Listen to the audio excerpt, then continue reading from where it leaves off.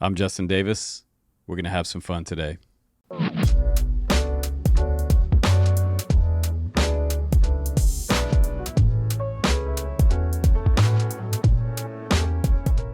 What's up, guys? Welcome back to the Drone Camps channel. Today we're going to check out something new from Radiomaster. This is the TX12 Mark II edition. It is a sort of mid-size radio, if you will, for running either OpenTX or Edge TX on here now, and you can get a native built-in ELRS module internal now. So they give you the option to get the internal ELRS or the CC2500 built-in version as well, with a full-size JR module bay in the back. There's a lot of new changes to this version that I want to show you, so stick around. Let's go ahead and jump into the full review, and I'll show you what's new on the new Mark II TX12. Here we go. This is around $129 radio. It's about half the size of my daily driver TX16S. If you're looking for the ultimate best, hands down best radio to get, I would say, with the leather grips, the OpenTX, the touchscreen, the upgradable gimbals, LEDs, the full shebang here, the anodized aluminum kits that you can get for it. The TX16S is kind of rolling the pool, but this is also a $300 to $400 radio versus this guy is probably one of the best compact radios out there right now, around $129 for the TX12 Mark II newest edition. And they have two versions of this one. They have the ELRS version, which I have here. It's running Edge TX stock out of this factory, which is super cool. You don't have to update it to Edge TX anymore. They've taken notice in the Drone Camps community that we like Edge TX, so that's great. But you can also get the CC2500 version, which has no ELRS on it, but you can add ELRS using the JR module bay in the back later if you want to. So for guys that are already running like Free Sky or other types of receivers, get the CC2500 version. If you're not running ELRS yet, no need to get ELRS unless you're looking to upgrade to that later. It's kind of like the alternative to Crossfire, but there is quite a big difference between the functions versus the TX16S versus the TX12. And let me show you what the TX12 Mark II is all about. Now, this radio for me, it could absolutely be my daily driver, and a lot of times I will kind of get rid of the stuff that I have and pass it on to the group for a discounted price. But this one really is calling to me and asking me to keep it for a daily driver just because of the compact size. So I think the biggest benefit for this one is the cost at $129 and the size. This would be something like I would take on an overseas trip or like an FPV weekend with the guys. Very, very nonchalant, small.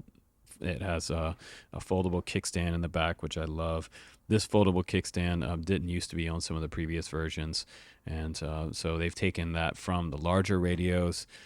It's not super extended like the TX16S version of this, but it's big enough that and tall enough this way that you can get your Crossfire cables and your antenna through there. I used a diamond antenna and it slides right up through here, so no problem. And in the bottom right here, we have the hatch. I have two 18650s in here right now, and that just plugs into this little balance port down here. Once you do that, you're ready to fire it up. And one other thing that I got to mention about this one, not only does it have internal ELRS on here, it also has 3 position switches all the way around on the top this time. So we have 3 position here, here, here, and here. We also have the trainer port, the USB port here. We also have updated jog wheels on the side that have a center position. You can also feel that this time around. You can feel where the center position is. If you're using a gimbal and you want to find the absolute center position, there it is. You can now feel it. The older version didn't have it. It just kind of freely slid back and forth. You also have an A and D button here as well, and these are momentary switch buttons, which is nice. We have our trim here. We have model, system. We have return here, page over, page back. We have the telemetry button here, and a jog wheel with a push button selector. And also on the bottom, we have a charge port here. It says do not try to charge the LIFE or 3.6 volt Li-ion cells. You have to charge the 3.7 Li-ion cells or 2S 7.4 volt LiPo only. So it will charge a LiPo from this port and an 18650 Lion, as long as it is the 3.7 volt Lion version and a 2S 7.4 volt. So we also include an SD card on this version as well, so that's kind of nice. That one's ready to go for you with the most latest firmware from the factory. But I always recommend updating a radio once you get it to the latest version so you don't have any problems. Now this version also has Hall effect gimbals on here, so you can kind of hear the aluminum gimbals on here. So that's going to make it a little nicer for a stock standard setup. On most of these radios nowadays have the Hall effect gimbals. If you press on the center button once and then press it again, and it's going to start up. Now you'll see the monochrome display here. It is an LCD display, and you can see TX12 Mark II there. You can see the battery voltage. We have all the different settings for our trim there. We can go into the model just by pressing this button over here on the far right. It already has a few models set up here. So, and it has a beep when you make a selection. You move the jog wheel on the right, and if I want to make a selection, I press down on the jog wheel, and I can change my model, select model, and now I'm on the quad model. So if I want to go into that model, I'm just going to press page over. Page over will take me into that. That's that very second button down on the 4 on the left. And we can go down to the very bottom, and we can change the internal receiver to external if we want, PPM, XJT, DSM2, CRSF for crossfire, multi, if you have a multi-protocol module, and R9M. It also has R9M access, Ghost protocol, S-Bus, FlySky, Lemon DSMP. I guess that's the Spectrum Lemon receivers.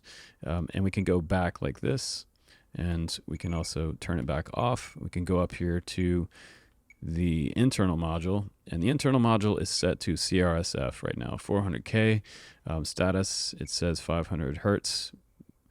Channel range is 1 through 16, and you can number your receivers as well. That's kind of a nice option if you want to do that. We can go all the way back out, and you can also set up switches on here, and that's pretty simple to do. We have some tutorials on that. You're just going to page over till you get to your inputs. You can add 5, 6, and 7, but this one you have 4 switches here that are standard 3-position switches, so I'll leave that up to you how you're going to set your models up. But you can fly airplanes, helicopters, and obviously FPV race quads on this, but it is a very standard setup. It almost reminds me of the old school X7 type of screen here, but now we're running ELRS, which is super nice. And I wanted you guys to see some of the accessories that Radiomaster sent me. I saw some of the other reviewers got some of the same stuff, but I figured that I would show you guys what they sent me. They sent me some gimbal switch covers, which I wish I'd had these a long time ago. They sent me some long ones. And what's interesting about these is that they are labeled. They're labeled gear and trainer, turtle mode, timer. There's pretty much something for everything. Flap, arm switch. I don't know that these labels are really going to be that useful because they're kind of small to read, but it's just nice to have something rubber on top of these switches, because sometimes they slip pretty easily when you're trying to switch a switch, or you just miss the switch altogether. But the rubber grip, I've used this for decades in RC, and the way I used to do it was take a little bit of fuel tubing from my RC airplanes and snip off a little section of fuel tubing and put it right over the switch. This is pretty much the same thing, but with a fancy label and an end cap. So these are nice to have, but that's pretty cool that they released that on the Rippin' Nuts label from Radiomaster. We also have some new ELRS receivers that we're showing off today. So these are super light. You can get the ceramic tower version, or you can get the long range type of antenna. And they say these will get you out there for miles. The stock setup mile range on this radio is around 2 kilometers. So that's pretty good for such a small receiver. You also get a USB cable, and this little tab right here is for putting inside the very top of this antenna. If you're using an external antenna on the back here in the JR module bay, you could put this over top of where your internal antenna comes out. That way you don't have to have this on there while you're using the external. But never power on your radio with the internal powered on without the antenna. It could damage the internal module, so be careful there. We also have a couple, looks like TX16S type switches that they sent me to, and this red one is actually a momentary switch, and the black one is different. That is a 2-position, so push it down, it sticks, release it. So that's kind of cool. They sent me those, and those just plug in. You don't have to do any soldering with those, which is kind of nice. Those are brand new options as well for these radios. And they also sent me kind of a neck strap cover, a little bit of extra, it's like gel reinforced padding that can go around the back side of this strap to make it a little more comfortable. It does have the Radiomaster logo kind of embroidered into, or maybe embossed into this kind of faux leather back strap right here. And this can go on this transmitter hook right there.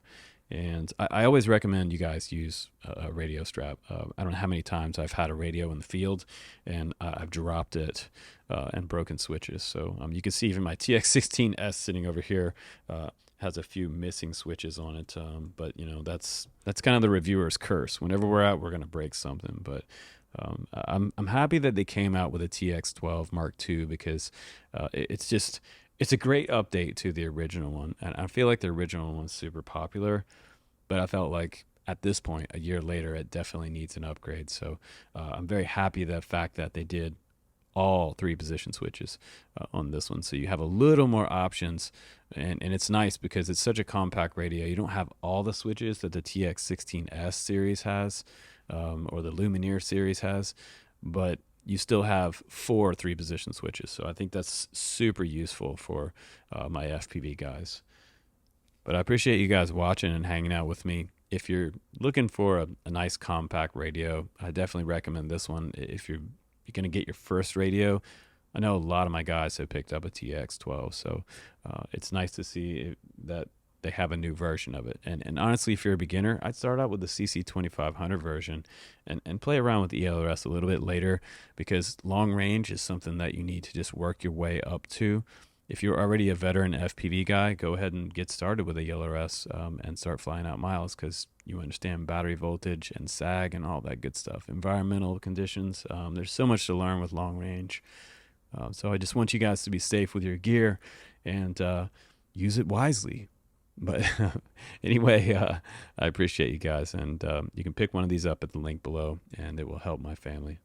I appreciate you hanging out and checking out what's new, as always, on the channel. Guys, take care, and I'll see you on the next one.